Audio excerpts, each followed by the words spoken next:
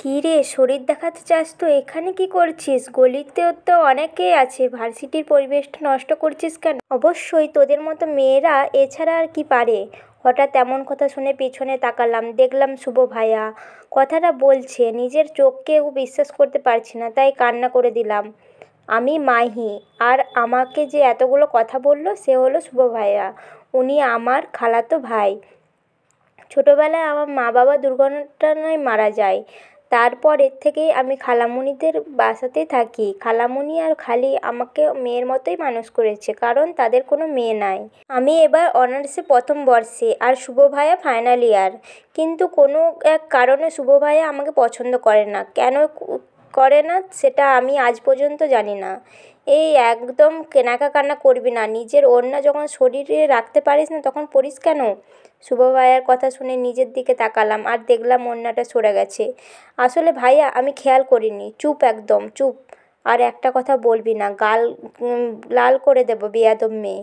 শুভ, থাক, ছেড়ে দে, বুঝতে পারিনি, আর বকাবকি করিস না। কথাটা রাকিব ভাইয়া বলে, শুভ ভাইয়ার বন্ধু। মাহি, তুমি ক্লাসে যাও। আর এক মুহূর্ত ওখানে দাঁড়ালাম না, ক্লাসে চলে আসলাম। একটা ক্লাস করে বাড়িতে চলে আসলাম। ভালো লাগলো না ক্লাস করতে। কিরে মা, আজ এত তাড়াতাড়ি চলে আসলি? শরীর ঠিক আছে তো? খালামণি, আমি ঠিক আছি, কিছু হয়নি, এমনি এমনি ক্লাস করতে ভালো লাগছিল না, তাই চলে আসলাম। ও আচ্ছা, যা তুই ফ্রেশ হয়ে নে, আমি খাবার দিচ্ছি, খেয়ে একটু ঘুমা, ঠিক হয়ে যাবে। ঠিক আছে খালামণি বলে রুমে চলে এলাম। খাওয়া দাওয়া করে শুয়ে থেকে ফোন ঘাঁটছিলাম, এমন সময় একটা অচেনা আইডি থেকে এসএমএস আসলো। ছেলেটি বলল, হাই। আমি, হাই, কেমন আছো?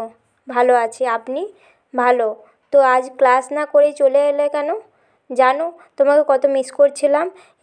রিপ্লাই দিতে যাবো, তখন দেখি আমার আইডি থেকে আমাকে কে লাথি মেরে বের করে দিয়েছে। অনেক চেষ্টা করেও আর ঢুকতে পারলাম না, বুঝতে পারলাম না কি হলো এটা, তাই ঘুমিয়ে গেলাম। শুভ ভাইয়ার চিৎকারে ঘুম ভাঙলো। উঠে দেখি বিকেল 4টে বাজে। এর মাঝে শুভ ভাইয়া আবার ডাকলো, মাহি। দৌড়ে ভাইয়ার কাছে গেলাম, গিয়ে দেখি খালামণিও সেখানে আছে। আমি এক কোণে চুপ করে দাঁড়িয়ে আছি। খালামণি ভাইয়াকে জিজ্ঞাসা করলো, কি হয়েছে? ভাইয়া খুব শান্ত গলায় বলল, মাহি, তোর ফোনটা কোথায়? ঘরে ভাইয়া। কিন্তু কেন? তোকে এত প্রশ্ন করতে বলেছি আমি? বেশি কথা না বলে যা ফোনটা নিয়ে আয়। ভাইয়া, এই যে ফোন। ভাইয়া কোনো কথা না বলে আমার ফোনটা নিয়ে আছর মারলো। শুভ, কী শুরু করেছিস সে? কী শুরু করেছো? নিজের যখন যা মনে হবে তাই করবে তুমি? মাহির এর ফোনটা ভাঙলে কেন? বলো কেন ভাঙলে? খালামণি খুব রেগে কথা বলল। আমি আগের মতোই চুপচাপ দাঁড়িয়ে আছি। আসলে এখানে কি হচ্ছে আমি কিছুই বুঝতে পারছি না, সব মাথার উপর দিয়ে যাচ্ছে। নীরবতা ভেঙে ভাইয়া বলল, আজ থেকে কোনো ফোন ব্যবহার করবে না। আমার যখন মনে হবে ও ফোনের যোগ্য তখন আমি নিজেই ওকে ফোন কিনে দেব। কিন্তু ভাইয়া, আমার তো ল্যাপটপ নাই, আমি আমার ফোনেই সব প্রজেক্ট করতাম।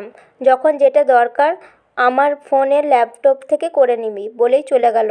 আমি আর খালামণি তো অবাক, যে কিনা তার ঘরেই আমাকে যেতে দেয় না। আজ তার কি হলো? তার জিনিস আমাকে ব্যবহার করতে দেবে বলছে।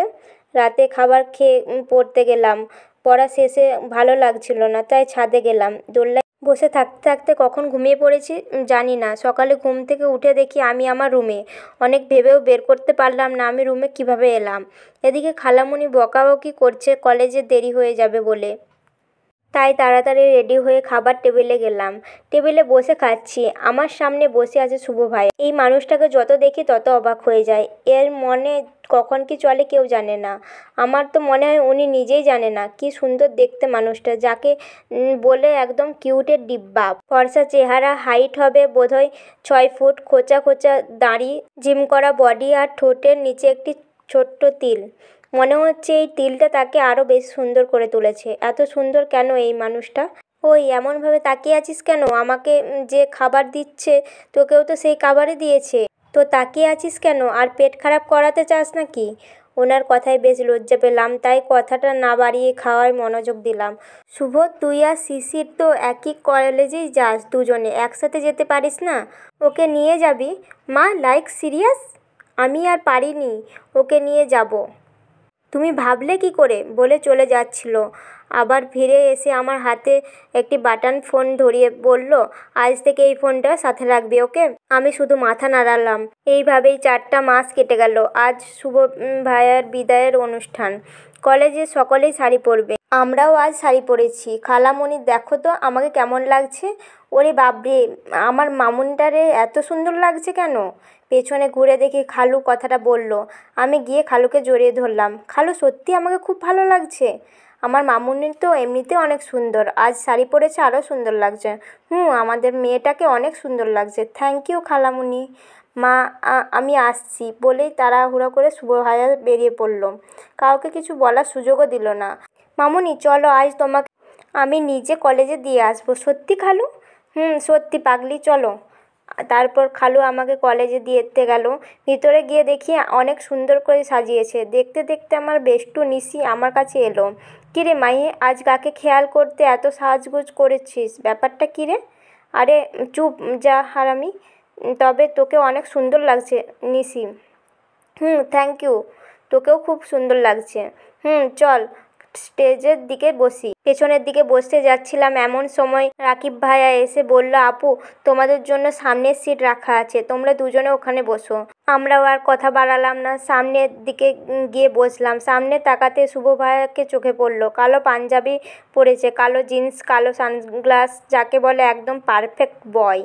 সারা দিন অনেক মজা করলাম। মাঠের মাঝে আমি, নিশি আর আমার বন্ধুরা মিলে গল্প করছিলাম। এমন সময় রাফি ভাইয়া, ফাইনাল ইয়ারের ছাত্র, এসে আমাকে সামনে একটা ফুল দিয়ে হাঁটু গেড়ে বসে পড়ল। মাহি, কীভাবে বলবো বলো তো, অনেক কথা বলার আছে তোমাকে। আচ্ছা শোনো না, সকলের মতো বলতে পারি না আই লাভ ইউ। আমি তোমাকে সত্যিই ভালোবেসে ফেলেছি, তাই বললাম will you marry me, please accept me. আমি এমন পরিস্থিতিতে কী বলবো বুঝতে পারছিলাম না, চুপচাপ দাঁড়িয়ে আছি। কোত্থেকে শুভ ভাইয়া এসে আমার পাশে দাঁড়ালো, আর উনি যা বলল তাতে আমার মাথায় আকাশ ভেঙে পড়ল।